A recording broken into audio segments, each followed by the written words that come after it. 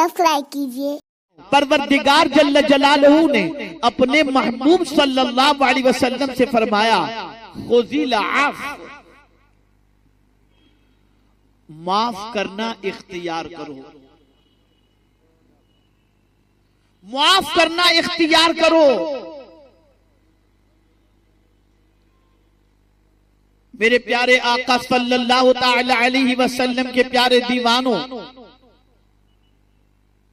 जब कभी आपसी तनाजा हो, इख्तिलाफ हो, तो जाहिर सी बात है कि कोई हक पर होगा, कोई नाहक होगा, किसी की तरफ से ज्यादती होगी, कोई जालिम बनेगा, कोई मजलूम बनेगा। लेकिन जब जब बात अपनी जात की आ जाए तो कुरान कहता है माफ करने को इख्तियार करो।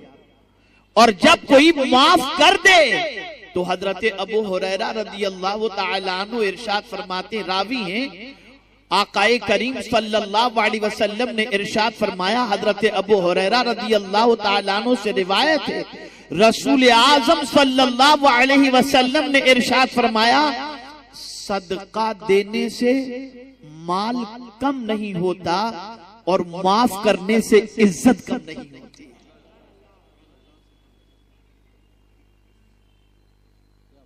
और तवाज़ु इख्तियार करने से अल्लाह दर्जे को बुलंद फरमाता है।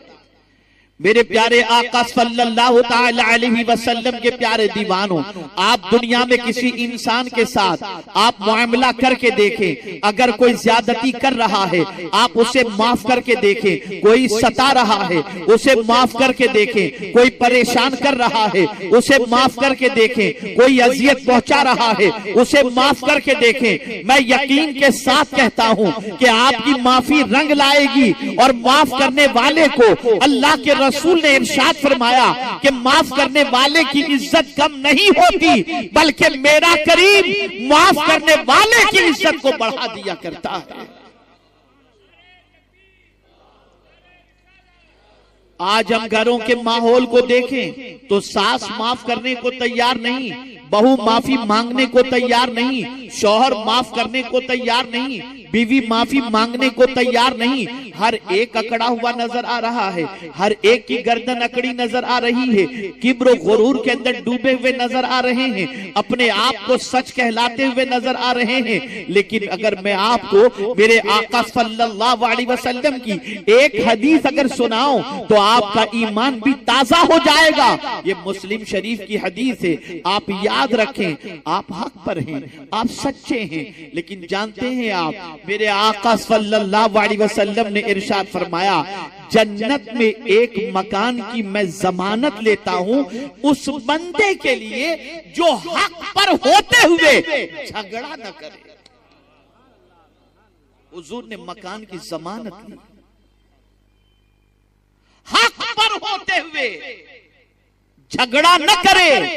मुस्तफा जाने रहमत सल्लल्लाहु अलैहि वसल्लम ने उसके लिए जन्नत के मकान की और जन्नत के महल की जमानत अता फरमाई है। ऐ रसूल आजम सल्लल्लाहु ताला अलैहि वसल्लम के दीवानों, जरा तारीख उठा करके देखो, रसूल गिरामी वकार सल्लल्लाहु अलैहि वसल्लम की हयात तैयबा उठा करके देखो। अल्लाहु अकबर, आकाए करीम सल्लल्लाहु ताला अलैहि वसल्लम की कुछ नाफरमानियां करते हुए भी अफराद मिलेंगे, सताते हुए भी अफराद मिलेंगे, परेशान करते हुए भी अफराद मिलेंगे, जंग के अंदर मुस्तफा जाने रहमत के मुकाबले में आते हुए भी अफराद मिलेंगे। लेकिन मदीने के ताजदार अरवाहुना फिदा हो सल्लल्लाहु अलैहि वसल्लम ने जब जब काबू पा लिया, मेरे आका ने माफी को पसंद फरमाया, आफ दरगुजर को पसंद फरमाया। आप जरा अंदाजा लगा लें, वो हजरत वहशी जिन्होंने कबूल इस्लाम से पहले मेरे आका सल्लल्लाहु अलैहि वसल्लम के चहीते चचा को शहीद कर दिया था, लेकिन जब वो मुसलमान हुए तो मेरे आका ने उन्हें माफ फरमा दिया। वो हिंदा जिन्होंने हजरत अमीर हमजा के कलेजे को चबाया था, वो इस्लाम कबूल कर ली तो मेरे आका ने उन्हें भी माफ फरमा दिया। आप जरा सोचो, रसूल आजम ने माफी को पसंद फरमाया है और आज हमारा हाल حال بھی تو کیا ہے.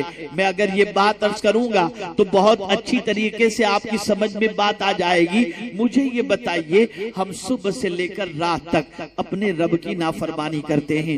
کبھی نماز چھوٹ جاتی ہے، کبھی روزے چھوٹ جاتے ہیں، کبھی گناہ ہو جاتا ہے، کبھی اللہ عز و جل کی نافرمانی حق تلفی کی صورت میں ہو جاتی ہے، کبھی اللہ عز و جل کی نافرمانی کسی کو ستا کر ہو جاتی ہے، اذیت پہنچا کر ہو جاتی ہے، حرام کمائی کی طرف توجہ دے کر ہو جاتی ہے.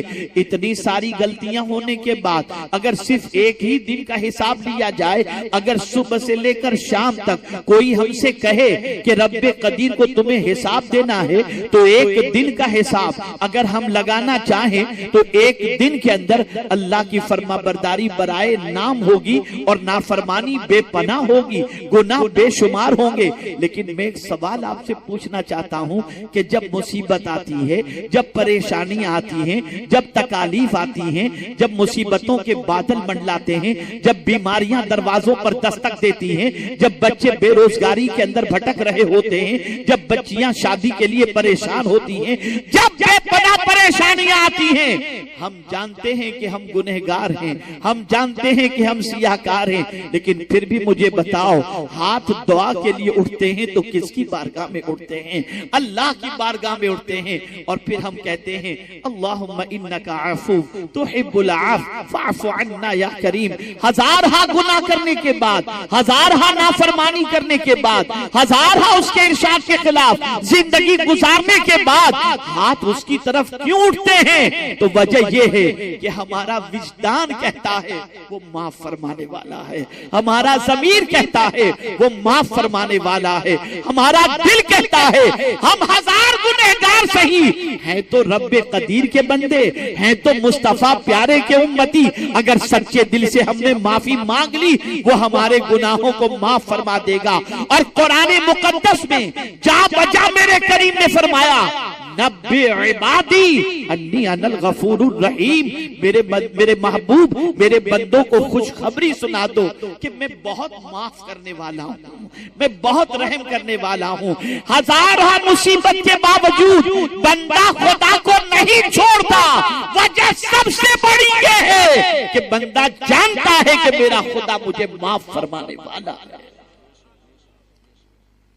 معاف کرنے سے تعلق بنتے ہیں، معاف کرنے سے رشتہ استوار ہوتا ہے، معاف کرنے سے آپسی معاملات درست ہوتے ہیں، معاف کرنے سے انسانی تعلقات کے اندر مضبوطیاں پیدا ہوتی ہیں، معاف کرنے سے انسان آپس کے اندر ایک دوسرے سے مل کر کے رہتے ہیں. کسی گھر کے جھگڑے کو دیکھ لیجئے، اگر کسی چھوٹے نے اپنے بڑے سے گھر کے اندر معافی مانگ لی تو اس کے معافی مانگتے ہی گھر کا سارا قضیہ ختم ہو گیا، گھر کا سارا جھگڑا ختم ہو گیا. ہمارے ویڈیو کو لائک شیئر ضرور کریے.